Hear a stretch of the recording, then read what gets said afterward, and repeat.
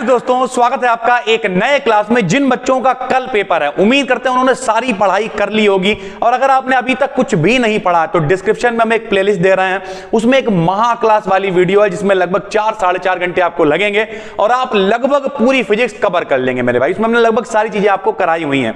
Notes वगैरह हमने application पर डलवा दी है। BDKD एप्लीकेशन डाउनलोड कर लो, फ्री स्टडी मटेरियल में वो पड़े हुए थे, ठीक है।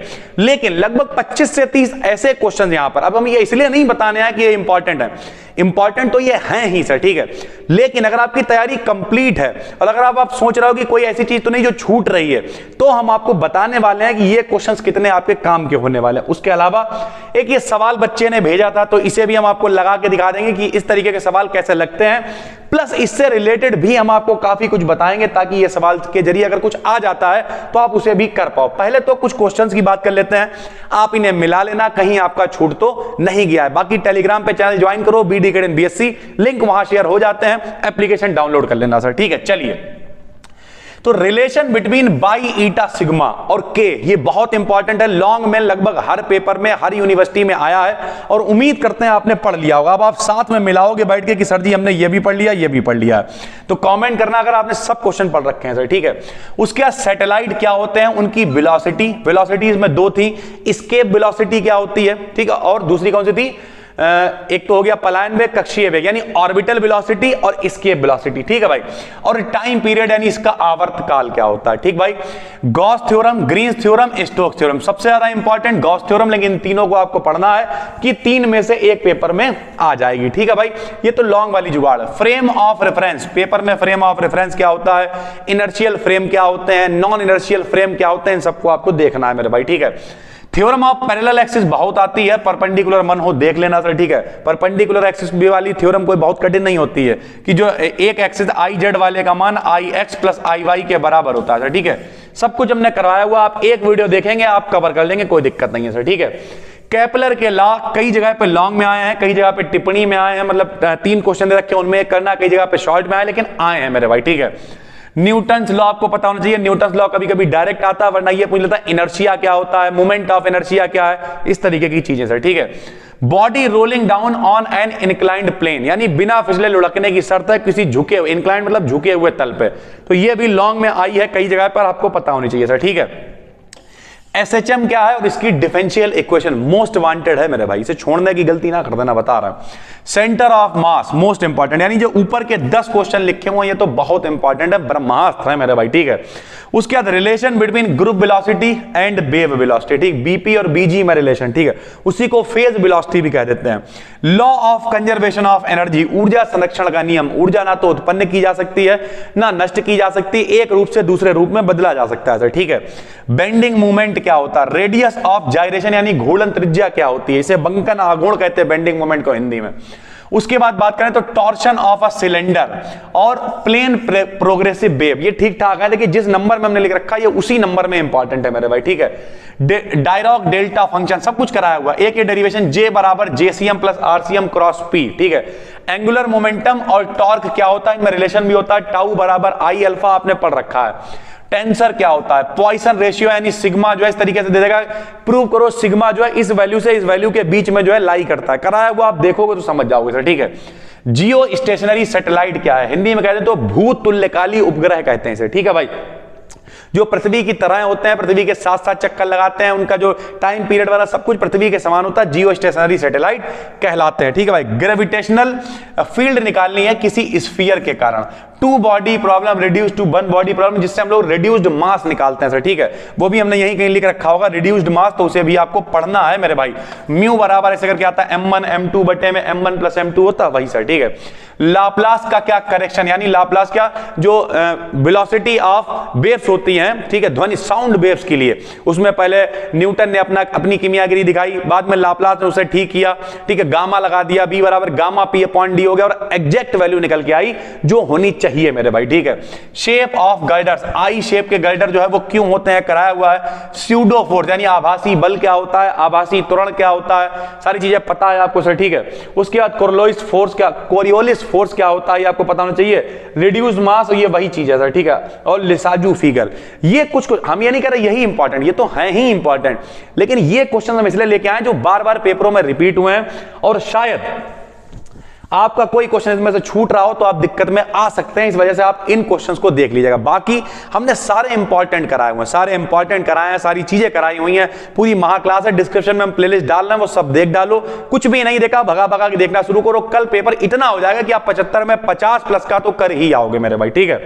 अब हम लोग बात कर ले रहे हैं इस सवाल की, ठीक। चलो भाई दिखाते हैं भाई ये सवाल कैसे लगेगा। हालांकि आपने 11th 12th में इस तरीके के सवाल पढ़े होंगे, लेकिन फिर भी कई बच्चे हैं जिन्होंने नहीं सही से पढ़ पाया, नहीं उनकी चीजें हो पाई, तो अब हम इस सवाल को आपको सिखाते हैं। देखो बहुत ध्यान से समझना। होगा क्या, सबसे पहले ए वेक्टर दे रखा होगा और बी वेक्टर दे रखा होगा। कभी कभी क्या कहेगा कि कभी कभी ए वेक्टर बी वेक्टर नहीं होगा, कभी कभी कहेगा मान लिया कि कोई जो है किसी आयत है कोई, ठीक, मान लिया उस आयत की आयत है या वर्ग है, ठीक है। आयत तो सारा ऐसा होगा भाई, आयत ये आयत है या वर्ग यानी स्क्वायर है, इस तरीके से चीजें दे रखी होंगी, और उस कह देगा उसकी जो दो साइड हैं, ये वाली कुछ है, मान लिया चलो ये वाली ये है, और ये वाली कुछ है, मान लिया ये वाली ये है, और आपको इसका एरिया निकालना है, ऐसे पूछ लेगा सर, ठीक है। या फिर कह देगा कि f का मान जो है वो इतना इतने वेक्टर है, s का मान जो है वो इतने वेक्टर है, और आपको निकालना क्या, मान लिया टॉर्क निकालना है, टाउ बराबर f क्रॉस s होता है सर, ठीक है। तो ओवरऑल बात ये आपको दो वेक्टर दे रखे होंगे और उनसे गुणा करने को कहेगा आपसे। ध्यान से पूरी बात को समझिएगा किस तरीके से गुणा होती, बिल्कुल सरल तरीके से हम आपको बताएंगे, इस बात की गारंटी है, कुछ भी रटन विद्या लगाने की जरूरत नहीं है। देखो भाई, जब भी कभी a डॉट बी पूछेगा, आराम से समझिएगा, बहुत आराम से बताएंगे हम, जब भी कभी a डॉट बी पूछेगा तो आपको करना क्या है, ऐसे लिखना है 3i प्लस का 4j प्लस का 4k, ठीक भाई। डॉट लगा हुआ है, डॉट लगा दिया। पहले तो आपको बता दे रहा है, एक है डॉट और एक है क्रॉस, ये होता है अदिश यानी स्केलर गुणनफल, ये होता है सदिश यानी वेक्टर गुणनफल। अभी आपको इसकी जरूरत नहीं, अभी आपको सिर्फ मल्टीप्लाई सीखनी है, क्योंकि एक्चुअल में पेपर में मल्टीप्लाई अगर आ गई तो आप कैसे करोगे, माइनस आई माइनस का 3j और प्लस का 7k, ठीक है। अब होता क्या है मेरे भाई, डॉट वाले में आई वाले की आई से गुणा करते हैं, जे वाले की जे से करते हैं, और के वाले की के से करते हैं। कैसे, देखो भैया, आई वाले की आई से, यहां आई के साथ में कौन लिखा हुआ 3, यहां आई के साथ में -1, तो 3 की -1 से गुणा होगी, माइनस का 3 आ जाएगा, ठीक। जे वाले की जे से करते हैं, लो जे वाले की जे से करो, यहां कितना लिखा है 4, यहां कितना लिखा माइनस के 3, 4 3 12 यानी माइनस के कितने आ गए 12, ठीक। के वाले की कैसे करेंगे, यहां कितना लिखा है 4, यहां कितना लिखा है 7, 7 चौक कितना हो जाएगा 28, दोनों प्लस में है तो प्लस में लिख दिए। हल कर लो मेरे भाई, 12 और माइनस के कितने हैं, माइनस के हैं 15 और प्लस में चल रहे हैं 28, घटा लो जितना भी आ जाए, 15 और 10 25, तो यानी कितने बचेंगे 13 बचेंगे, तो 13 आपका हो जाएगा आंसर।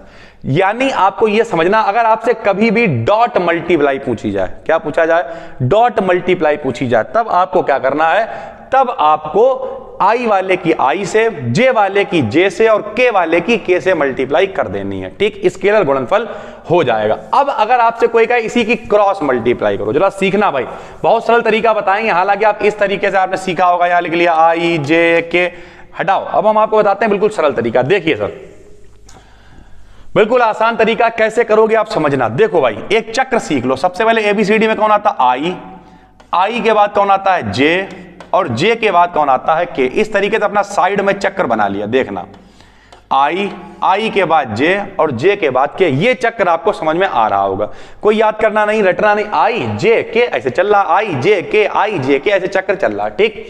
अब होगा क्या, सब लोग देखना भाई, हमें निकालना है ए क्रॉस बी, ठीक। देखो, जब डॉट निकाल रहे थे, जब डॉट निकाल तो क्या कर रहे थे, आई वाले की आई से, जे वाले की जे से, के वाले की के से, ऐसे तो निकाल रहे थे। लेकिन जब क्रॉस निकालेंगे तो आई की आई से गुणा 0 हो जाएगी, जे की जे से हो जाएगी और के की, यानी बाकी गुणा होंगी, इसमें आई और आई, अरे यार लो ऐसे समझो, आई क्रॉस आई जो होता है वो 0 होता है, तो यानी जब क्रॉस गुणा करेंगे तो आई की आई से गुणा नहीं करेंगे। आई डॉट आई जो है वो 1 होता है, तो जब 1 होता है तो हम लोग इसमें आई वाले की आई से कर रहे थे, जे वाले की जे से, इस तरीके से। तो अब देखो कैसे गुणा होगी, बहुत आसान है, सब लोग देखना भाई। देखो भाई सबसे पहले यहां लिखा है 3i, ठीक, 3i की पहले i से करेंगे, नहीं होगी क्योंकि i की i से गुणा क्या हो जाएगी 0, क्रॉस गुणा, ठीक।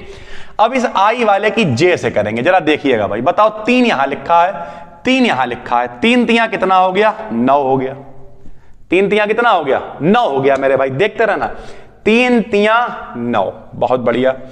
अब जरा देखो यहां पे i है और यहां पे कौन है j, ध्यान से देखिएगा भैया, यहां पर है i और यहां पर कौन है j, बताओ i के बाद कौन आ रहा है j, बिल्कुल ठीक है, पहले कौन आ रहा है i, बाद में कौन आ रहा है j, तो i और j की जब गुणा होगी तो आ जाएगा k, क्या आ जाएगा k, ये वाला प्लस में है, ये वाला माइनस में है, तो प्लस माइनस क्या हो जाएगा माइनस, यहां क्या लगा दिया माइनस, कोई दिक्कत, देखो डरो मत यार, i की i से 0 हो गई, i की j से करी तो देखा i सबसे पहले आ रहा, बिल्कुल ठीक है, उसके बाद j आ रहा, मतलब ठीक है, तो i की j से गुणा क्या हो जाएगी k हो जाएगी, ठीक। चक्र उल्टा चलता तो माइनस में लेते, ये प्लस में था ये माइनस, तो प्लस माइनस माइनस हो गया।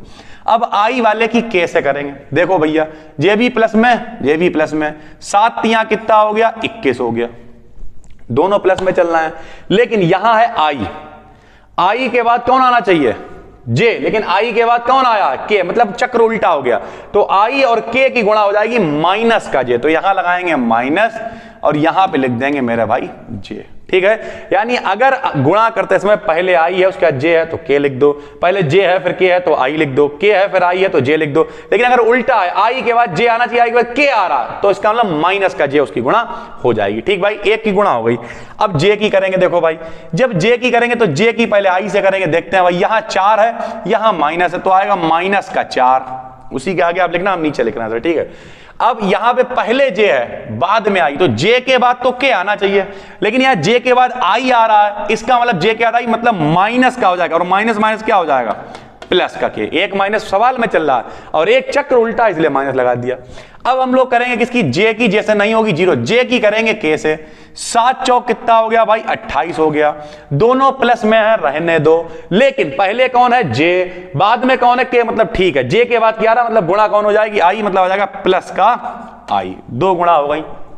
अब इसकी करेंगे, जब इसकी गुणा इससे करोगे, देखो प्लस माइनस माइनस है, पहले कौन है k, हालांकि 4 एकम कितना है 4, पहले कौन है k के बाद कौन आना चाहिए i, देखो k के बाद कौन आ रहा है i, मतलब ठीक है, तो गुणा कितनी हो जाएगी 4j, ठीक है भाई। उसके बाद k वाले की j से करेंगे, ये भैया प्लस है ये माइनस है, प्लस माइनस क्या हो गया माइनस, 4 तियां क्या हो गया 12, k के बाद कौन आ रहा है j उल्टा, यानी माइनस माइनस प्लस का क्या हो जाएगा i, ये हो गई मेरे भाई गुणा, ठीक भैया। अब क्या करना है जरा देखिए, सबको हल कर लेंगे, ये है 28i प्लस के 12i प्लस के, 28 और 12 हो गए मेरे भाई 40i, कितने आई हो गए 40i। अब चेक करते हैं j है 21j माइनस के 4j, यानी हो गए माइनस के 25j, माइनस के कितने j हो गए 25j, ये है माइनस के 9 के और ये है प्लस के 4 के, 9 में गया 4, कितना बचा 5, यानी माइनस के 5 के, ये हो गया मेरे भाई a क्रॉस b का मान।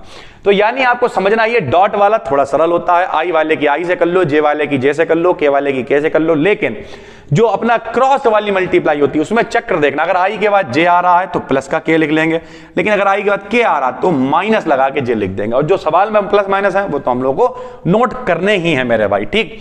तो ये तरीका हो गया। अब आपसे कह रहा है बीच का कोण निकालो, मान लिया, तो कोण निकालना कोई बड़ी बात नहीं होती, हम आपको समझाते हैं कैसे आप कोण निकालोगे, जरा देखना।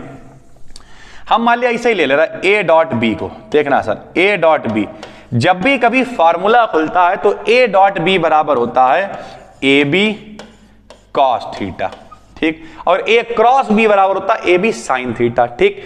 a डॉट b का मान हम लोगों ने निकाला था, कितना निकाला था फिर से चेक कर ले रहा, हमें याद नहीं है कितना निकाला था, बताओ। i वाले की i से करी थी, कितना आया था माइनस का 3 आया था, यही तो था सर।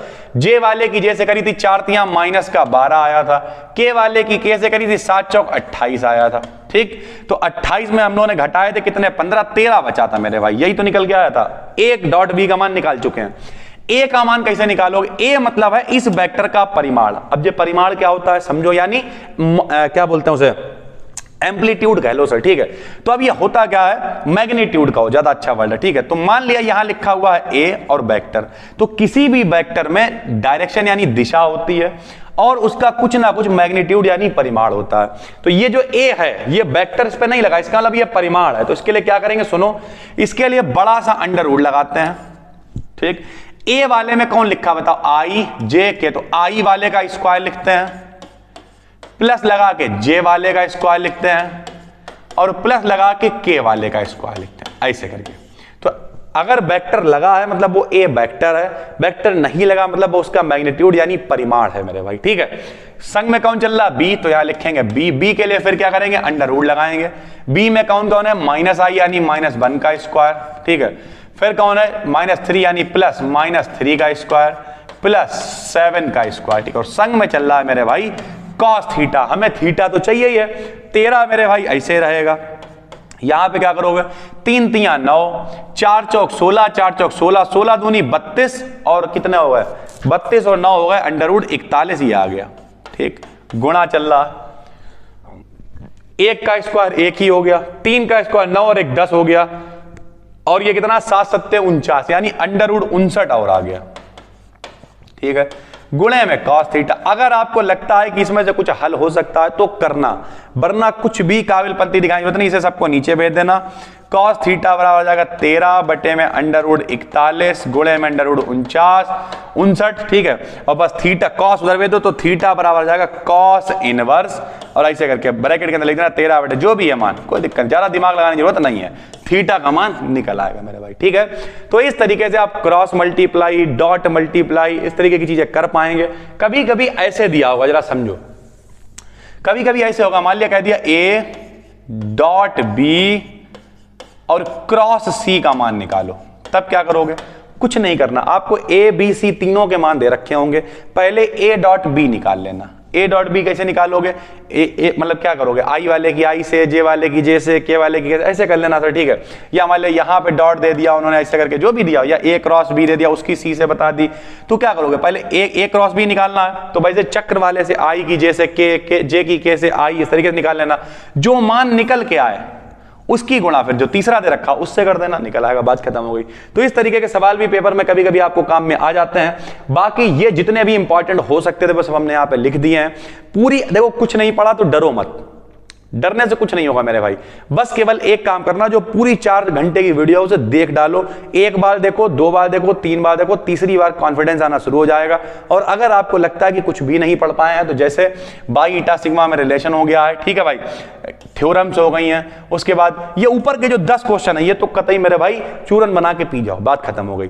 नए हैं चैनल को सब्सक्राइब कर लीजिए। और बाकी 6 तारीख से अपने बैचेस यहाँ पे शुरू हो रहे हैं, ठीक है। ये देखिए, सेकेंड सेमेस्टर का बैच जो है, फ्री ऑनलाइन बैच जो है यहाँ पे आएगा 14 से। बाकी जो अपने बैच है सेकेंड सेमेस्टर के ऑफलाइन बैच यहाँ पे 22 से शुरू हो रहा है, इस पे डिटेल वीडियो बनाएंगे। और एप्लीकेशन पे 6 तारीख से क्लास स्टार्ट हो रहे हैं, तो आप वहां पे जाइए और आराम से जो है एनरोल कर लीजिए, एप्लीकेशन को डाउनलोड कर लीजिए। उसके अलावा बहुत सारी चीजें आपको दी जा रही है मेरे भाई, ये देखो, आप एप्लीकेशन को डाउनलोड करें, ठीक है। यहां पर आपको फ्री फॉर कॉल सपोर्ट के लिए बिल्कुल फ्री कॉल सपोर्ट। आज काफी लोगों से, मेरी भी 2-3 लोगों से बात हुई, बड़ा दूर दूर से, राजस्थान से, जयपुर से लोग बातचीत कर रहे थे।